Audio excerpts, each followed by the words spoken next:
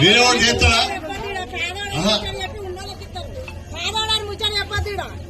పేదోళ్ళకే ఇస్తాం. దయచేసి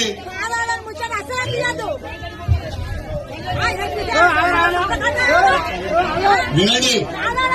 తప్పకుండా ఇల్లు లేని వాళ్లకు పేదవాళ్ళకే మనం ఇందిరమ్మ ఇల్లు ఇచ్చుకుందాం. ఇందులో రెండో ఆలోచన ఆగమా, నేను మాట్లాడతాను. ఇలా రెండో ఆలోచన లేదు అని చెప్పి మీ అందరికి సవినయంగా తెలియజేస్తాను. మళ్ళా పేదవారికి ఇల్లు. ఒక నిమిషం, ఏ అమ్మ ఒక మాట నా మాట ఆగ ప్రభాకర్, ఒక నిమిషం ఆమె నాకెళ్ళి చూడండి. అమ్మ ఒక నిమిషం నాకెళ్ళి. ఓ అమ్మ ఒక మాట అమ్మ, ఇప్పుడు నువ్వు అడిగింది కరెక్టే. ఆగమని గుంజకే అమ్మ ఒక మాట నాకు రాకమైంది. నాకు నా మాట అంటున్నా.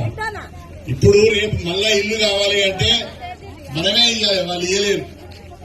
పనరాజేశ్వరుడు ఇయ్యలేడు, నేనే ఇయ్యాలి. అమ్మని అందుకనే అంటున్నా. 24 మందికి ఇల్లు ఇచ్చినాం. మీ అందరికీ విజ్ఞప్తి చేస్తున్నా, ఒక్కసారి రేపటి సర్పంచ్ ఎన్నికల్లో మెరుగు కోమల గారి బస్తు గుర్తుకు ఓటేసి సర్పంచ్ గా గెలిపించమని నేను కోరుతున్నా. రేపు ఇల్లు కావాలన్నా రోడ్లు కావాలన్నా చేసే బాధ్యత నాది అని చెప్పి నేను మీ అందరికీ కూడా సవినయంగా తెలియజేసుకుంటూ సెలవు తీసుకుంటున్నాను. మెరుగు ఆగడే బాబు, మీరు బాగా మాట్లాడకండి, మీరు రండి. ఆమె మరి ఎక్కువ చేస్తుంది, మీరు రండి. ఆమె ఈ టీవీ వాళ్ళు కావాలని చేస్తుంటారు, మీరు కూడా కావాలి, అవసరం లేదు, రండి. ఆగి నువ్వు ఒకదానే కాదు, చాలా మంది ఉన్నారు కదా.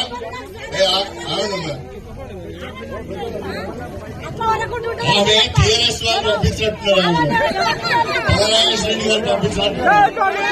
మాట్లాడుతున్నారు. జై కాంగ్రెస్.